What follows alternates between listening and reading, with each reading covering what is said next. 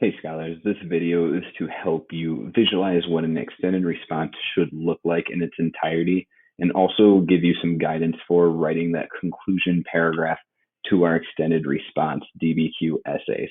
Remember, we haven't wrote a lot of conclusion paragraphs yet, so that is a very new skill that you should be practicing, and that's why I'm creating this video to help you out. So I already have the assignment opened on Google Classroom in front of me. This is what it should look like for you. Remember, I log in as a scholar so that it looks exactly like what your screen looks like. I'm not going to read what the expectations are. I trust that you should be able to do that on your own. I am going to read these suggested steps. So number one, you're going to review the directions of the essay by rereading the prompt in the Technology DBQ booklet PDF. That's down here for you to review if you want to. Remember, you are writing a conclusion that matches your introduction and body paragraphs from the past assignments. So you must complete those assignments first. If you haven't done your introduction paragraph or your body paragraphs yet, don't even do the conclusion. You've got to go back and do those first. Okay. You should also open those, excuse me. You should also open those other assignments to reference while you are working on your conclusion. So I have done just that. I opened up this DBQ booklet that's here. If I wanted to, I could reread what the prompt is about. All the documents are here. I also have opened up that planning page graphic organizer. That's mainly used to help you write your body paragraphs, but you can have it open to help you on the conclusion as well. It just helps you clarify some links. I also have the DBQ introduction here. This is probably the most important document to have open while you're working on your conclusion, because the conclusion and the introduction are very similar, but they're not the same thing. And that's what I want to clarify today, is a lot of people will take their introductions and just reword them and they'll call it a conclusion. That's not a conclusion in historical writing. Maybe in a different type of subject area, you can write a conclusion like that. But in historical writing, your conclusion needs to link what you wrote about to present times or to the future, so that people will read about why is history still important and apply it to moving forward. I'll clarify that in a moment.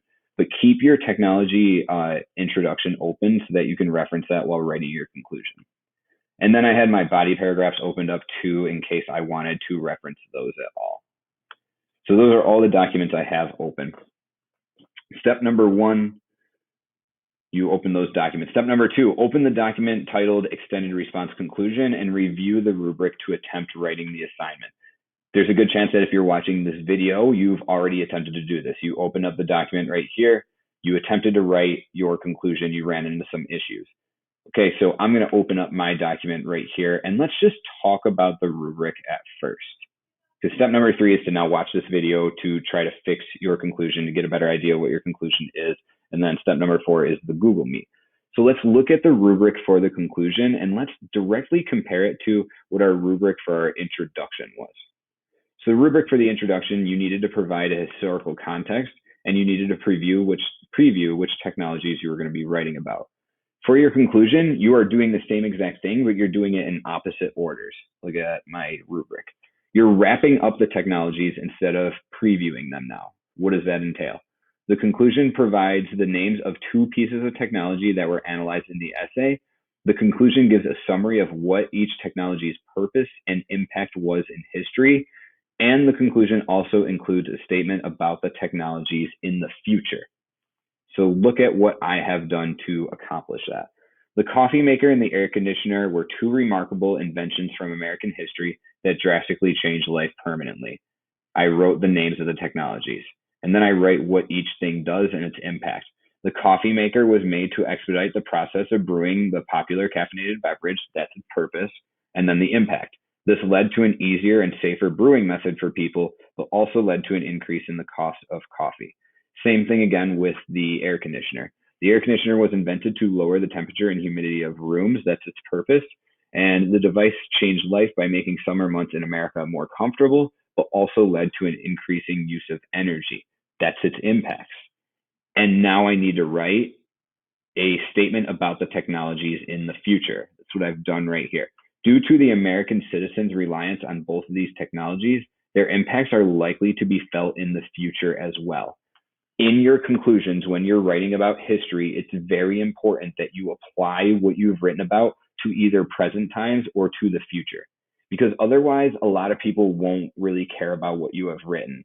Okay, so technology impacted life. That's great. Why does it matter? Well, it matters because these technologies still exist today and they're likely to impact our futures just as they've impacted our past. Let's move on. Now we need to take our historical context and we need to apply it to the future or to present times. That's what I've done here at the bottom. A snapshot of American history can be shown by researching the technologies of the coffee maker and air conditioners. Just as these technologies have impacted history, more inventions like them are sure to arise in the future and change life forever as well. So I reworded the historical context of the prompt. I skillfully paraphrased it to be made unique, and I include a thoughtful analysis statement that links technology from history to the future. This is going to be the most difficult part of your conclusion, but it's also your drop the mic moment. I've talked about this in class before. On your conclusion, you should always drop the mic at the end and end with a very profound statement. That's what I've done. Just as these technologies have impacted history, more inventions like them are sure to arise in the future and change life forever as well. That's my drop the mic moment. Now, let's talk about visualizing what an extended response should look like when it's completely done. Take a look here. When you write your introduction, visualize it as an upside down triangle. It starts at a general idea and it specifically narrows down to what your essay is going to be about. That's what I wrote right here. The intro starts with a general statement from the historical context. From that document, we took the historical context, we reworded it. Then the intro becomes more specific to clarify the purpose of the essay. Then we take that historical context, we become more specific about what our actual essay is going to be about. So an upside down triangle because it starts general and it gets more specific. Then our body paragraphs are just squares because they provide evidence from the document to support the claim or the purpose from the introduction. Be aware this piece of writing is an informative piece of writing. It's not argumentative. And a lot of you are more comfortable with argumentative writing because that's what we've been practicing all year long. This is an informative piece, so just make sure that your evidence is showing the advantages and the disadvantages of the technology. A lot of you are in that habit of only talking about the advantages or only talking about the disadvantages. No, you are writing about two pieces of technology, all the advantages, two advantages of the technology, and two disadvantages of the technology. Otherwise, it's not a complete body paragraph. Then your conclusion, just like the introduction is a triangle, this is a triangle as well, but it's flipped the other way. Because your conclusion is going to start by specifically summarizing the essay, but then it will become more general to connect all of your writing to present times or the future. That's our drop the mic moment. You take all of that work you've done in your writing and now you apply it to life. Why should somebody actually worry about what you have written about? Or why should somebody even read what you have written about?